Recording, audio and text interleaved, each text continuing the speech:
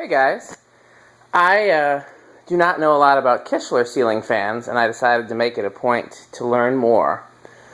When I was working for a ceiling fan website, maybe now over 5 years ago, I can't remember how long ago it was, Kichler had just come out, and they were a lighting company that had been around for a while and were well respected, and were coming out with some fan options, and their fan options were fairly expensive and fairly unimpressive.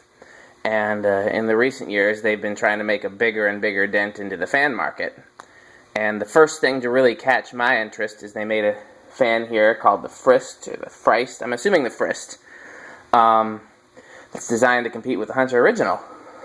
And while there have been many original copies over the years, I don't think there's anything else on the market right now that's designed to compete.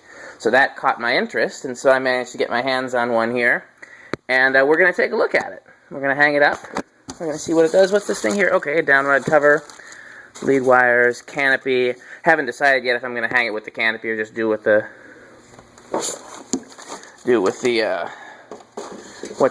like I normally do. The housing looks nice. It's got a nice textured finish. Spinner motor does not look to be impressively big. The most impressive thing, other than the appearance of it, is it's got some sort of isolation ring here, which is really a good idea that not a lot of companies have. That can be very beneficial. What I can't tell, it doesn't look like it can take 4 or 5 blades. That would be my question. If it can't take 4 blades, then I feel like they're not doing a very good job of really capturing that original market, because a lot of people that are hanging Hunter Originals are hanging them in buildings that already have older ones, and they're trying to match the older ones, and so it's important to be able to get the 4-blade appearance in addition to the 5. I like the switch housing. I like the shape of that. Let's take the housing cover off and take a look at the motor that's in there. I don't know if I'm going to be able to do this with holding the phone or not. I don't want to mess it up, seeing as it's a brand new fan. I will certainly try my best to do it on camera. First, I'm taking these little motor blocks out so that we can... First of all, then the motor will spin freely. Okay. Interesting that it's doesn't spin freely, much like an original motor. Because if an original motor is sitting, so I'm gonna have to actually take my set the phone down, see if I can get it so you can see the box at least. Nope, that's how that went. And I'm gonna sit it here. No. Still doesn't spin freely. Oh, did I miss a block? Yeah, I missed the block. It was hiding behind it. I couldn't see it because I was busy focusing on holding the camera. So, sorry about that. That's what I get for trying to hold the camera and do it at the same time. So it does spin freely. And I like that it's vented. It's an advantage in spinner motors. Let's take this. Again, the appearance of it is nice.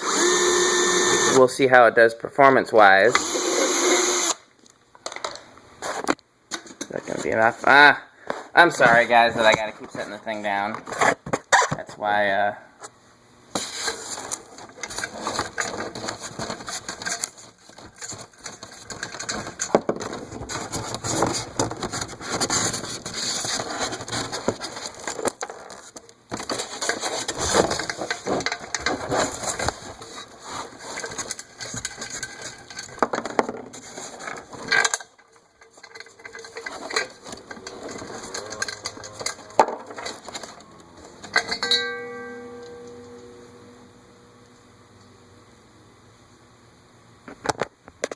okay, I was wrong. It looks... What is this now? I do not recognize that. I hope that wasn't anything important that I dislodged.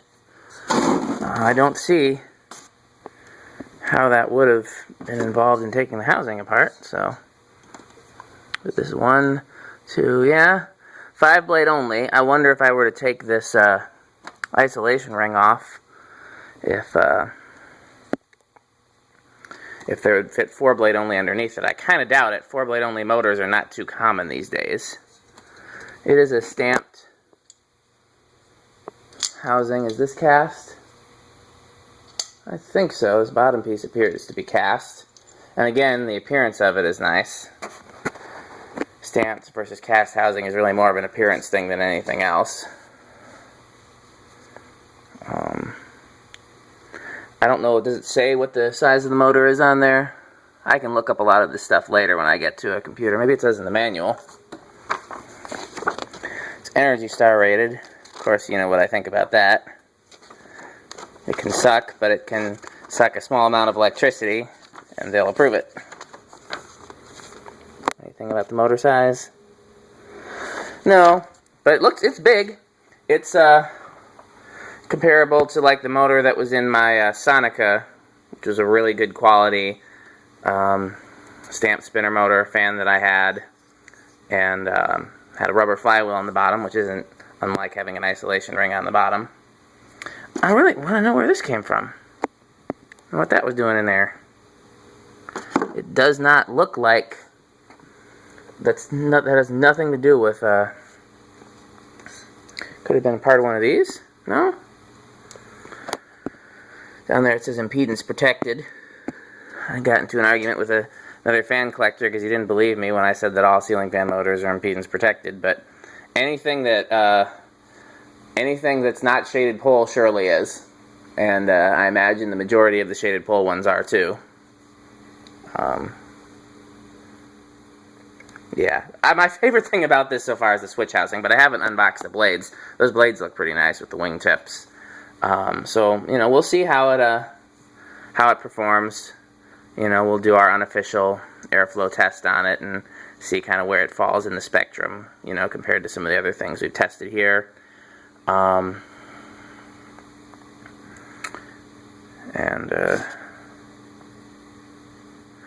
Could that have just been a piece that was loose in the housing? I'd like to think that. Anything? I don't see anywhere on here that it could have gone. Maybe that hole there? What's on the other end of that? Nothing. Same thing there, nothing. I don't see any place it could have fit in here.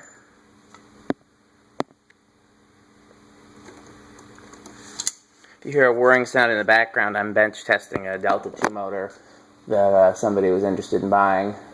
I'm going to hang that fan up in video after I do the Kichler fans.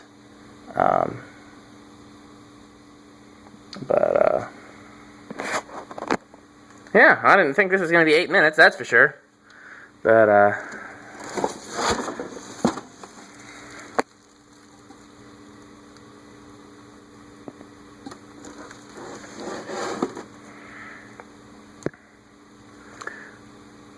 okay. I'm just going to assume that this is some random piece that happened to be in there that did not need to be in there, because it does not look like it would go to anything that I can see. Unless it's on the top side of the motor. That textured finish is pretty nice. It's also available in a brushed bronze and a brushed nickel. I would have liked to have seen the bronze. The black or the bronze are the two that I would have liked to have seen for this, and I got to see the black. The nickel, I like nickel, but for this particular fan, it doesn't really interest me. You can find a lot of new fans in nickel. But in kind of a textured black, you don't find so many new things. So, okay, I'm assuming the next video I do will be with this hanging and testing it. So I hope you guys are interested. It's certainly a fun experience for me. Thanks for watching.